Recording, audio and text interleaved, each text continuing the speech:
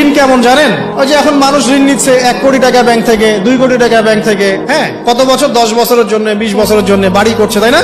তার ধারণা এমন যে সে মারা গেলে তার ঋণটা কেউ না কেউ শোধ করে দিবেই দিবে, তাই তো?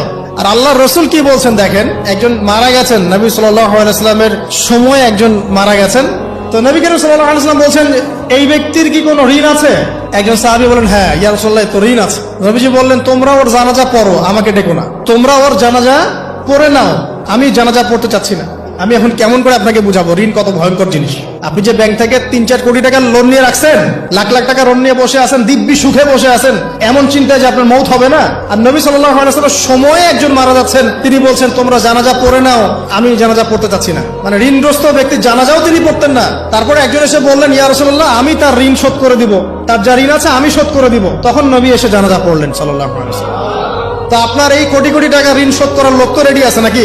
আছে না? সমস্যা নেই, আপনার জানাজা পড়া হবে, আপনার মিলাদও হবে, আপনার একটা বড়সড় দোয়াও হবে ইনশাআল্লাহ। কিন্তু আল্লাহ পাক বলেছেন, শহীদ আল্লাহর পথে যুদ্ধ করে শহীদ হয়েছে, এই ব্যক্তির আত্মাও ঝুলে থাকে যতক্ষণ পর্যন্ত না তার ঋণটা শোধ করা হয়। এবার বলেন আমি কি বুঝাবো আপনাকে? আর কিছু বলতে হবে?